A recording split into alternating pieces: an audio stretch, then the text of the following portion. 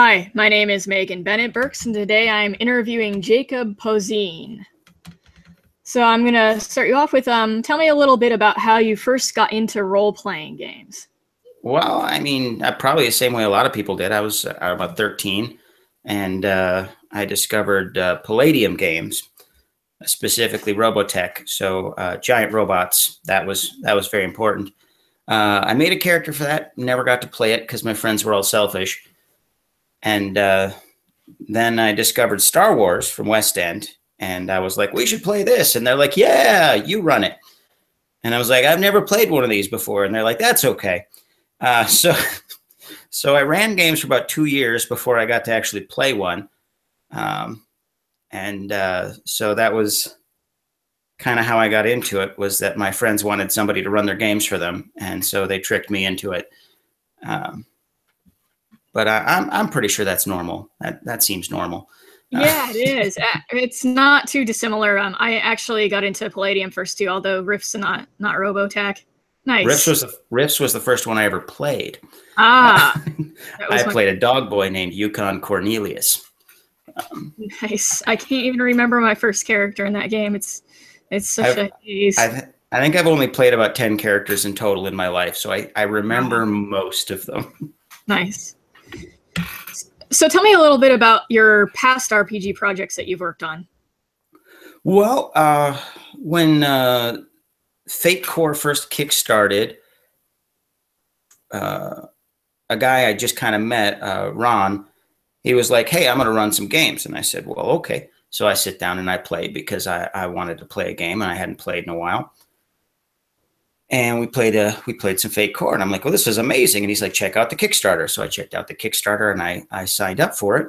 And then I realized also at about the same time that the Google Hangouts was an easy way to play games with people all over the place. So because I live in Montana and there's not people here, so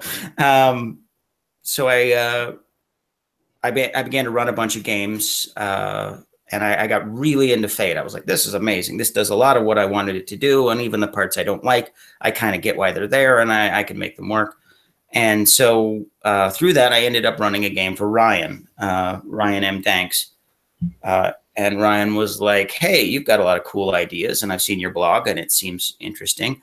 Why don't we make a game together?" And I said, "Sure. What game?" And he's like, "Well, I have this idea for this thing called Jadepunk." And I'm like, "Well, that sounds exactly like the kind of thing I want to be involved in."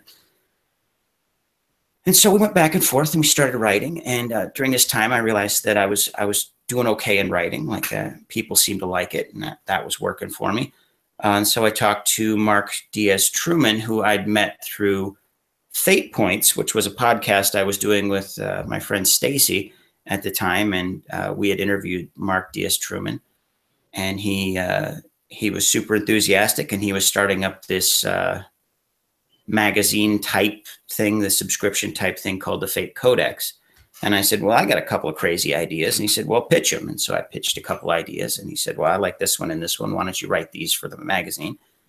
And so I wrote 2 Hour Fate, which was basically my using of the Fate Fractal or the Bronze Rule, take your pick, to basically do a game with almost no prep and in under 2 hours, because time is always an issue. Oh, yeah.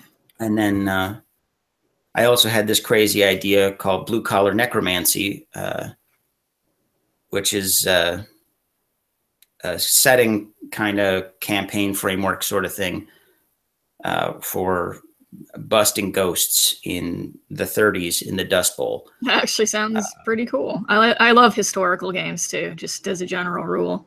Well, it was more ahistorical because when I started writing it, I ended up writing like 8,000 extra words that I had to cut because I realized at one point that I was about to engage in changing all the Latin-based words in English to Greek-based words so that I could write it in the proper syntax. And I realized that was probably a step too far. Sometimes I go down the rabbit hole of weird ideas because in this one I was like, well, Alexander the Great couldn't die, so there had to be a change in how the Roman Empire grew up, and And then I realized, but I'm just trying to write about the 30s and the Dust Bowl, not the history of Western civilization. Yeah, scope creep. That ends up in almost every project. Yeah, it's whether it's one I'm doing or one someone else is doing. It's a serious problem. And then, yeah, I mean, other than that, I've been mostly just writing Jadepunk stuff. And then what, a year and a half ago, you said, hey, anybody want to work on a project with me? And I said, I sure do. And then you were like, you got any ideas? And I said, well, I have a couple, and here's some of them. And you said, well, let's go with that one. And I said, okay. So that's kind of the history. Is I've been mostly working on Jadepunk type stuff. I did the whole Jade Tech series, which I think turned out pretty well, basically for an equipment manual. But yeah, I've been trying to keep up with those myself too. It's yeah, it's doing okay, and I'm still working on Jadepunk. I got the world books to come out, and then I've got the Apocalypse World hack, or not hack, but version, which nice. I gotta finish at some point in the next year or so. So I mean, we're doing okay. We slowed down a bit on Jadepunk, which is a bit of an issue, but we're speeding back up. We're getting back to it. But yeah, other than that, that's pretty much all I've been doing in the gaming sphere. Well, that's a lot, though. I guess I don't know. And you have your a book was Patreon too that you've been doing things for. I did, and then that kind of faded. So I keep looking at it, going, I should go back to that and explain to all the backers. Basically, I didn't know what I was doing when I started it. I said, "Oh, this seems like a good idea," and I did this, and it was not a good idea. It was really stressful, but I keep having the urge to fix it and do something else with it, but I don't know what yet. So I just keep staring at it. Well, so tell me a little bit about some highlight from Offland. What sort of aspects of it maybe you've worked on, or even I've worked on, sort of are really compelling to you, or you want to maybe take and sort of do more with, or? Well, I mean, there's what we're currently working on for the stretch goals. We can get to that later, but I'm really fond of the way magic works in the setting and the way dragons work in the setting.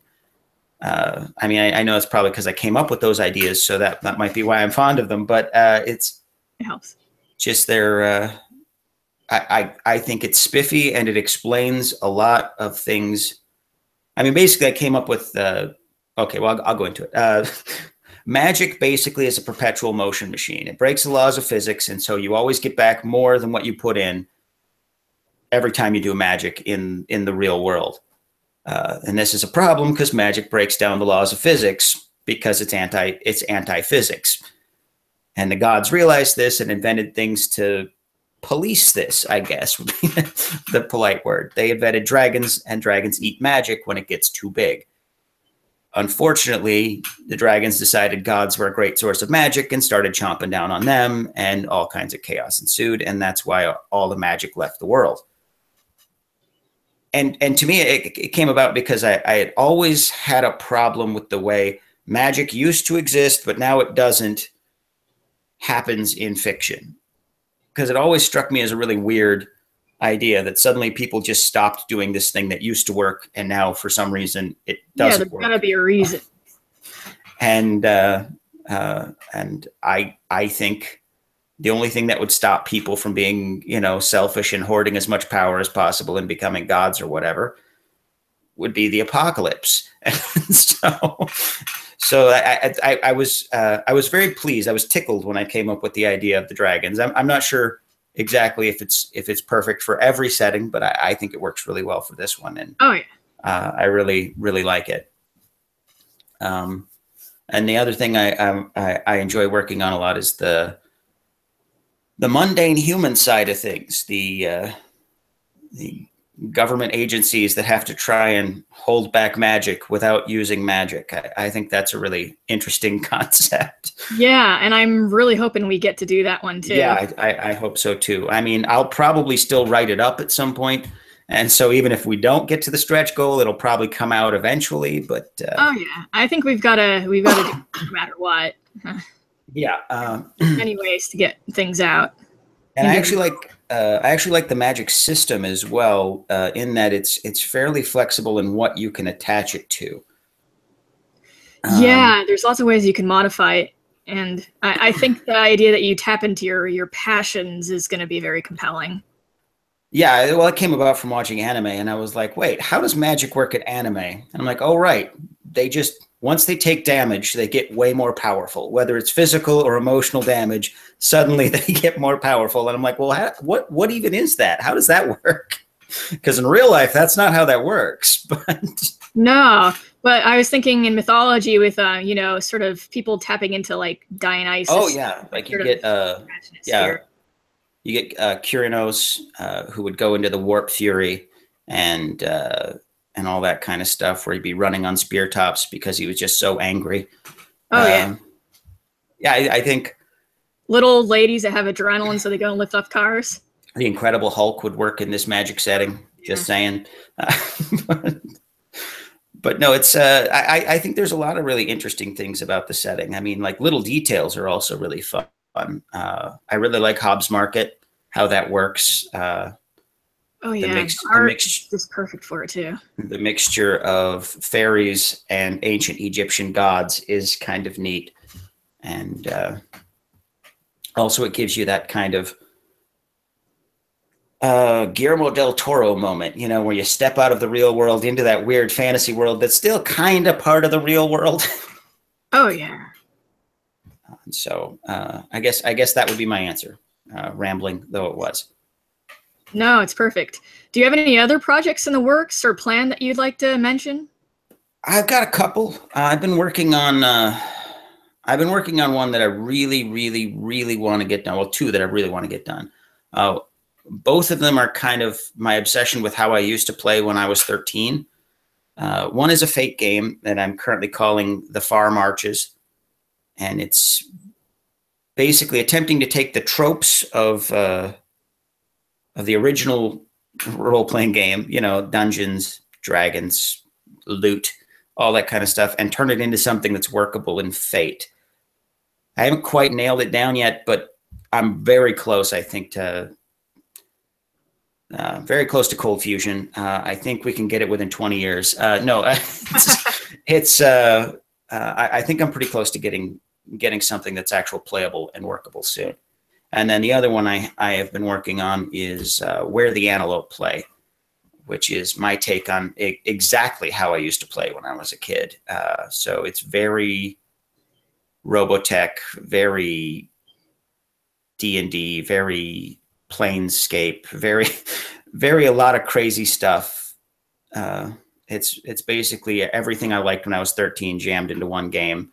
And that's with my own system I kind of have been building. So I don't know how long that's going to take. I still have way more play testing before it's even really, I mean, I guess technically you can go look at it. I have it on my blog, but the working document, but it's not complete yet. So it's, and I've come up with a few ideas recently now that I'm done, well, mostly done with this project that hopefully will make it work. And you'll be able to ride your living jet bike while shooting lasers from your eyes, and it'll be great. Sounds pretty epic, and yeah. Well, any final things you wanted to add to the interview yourself? Well, I mean, I think our project's pretty good, and I hope people check it out. A Far Off Land is maybe not unique in any one individual part, but as a whole, I think it's bringing something to the table a lot of other games haven't seen. So make of that what you will. Yeah, I've always been told the key is not coming up with something original because it's impossible, but to put your own spin on it to make it seem like it's brand spanking new. Well, that's the hope. Try to do. But yeah, that's about all I have to say, I guess. I don't know. Well, thank you, Jacob, for joining me. And we will absolutely, of course, keep in touch. Oh, well, yeah. And hopefully more interviews with you and I, and whatnot to come. All right. Take care. All right. Bye.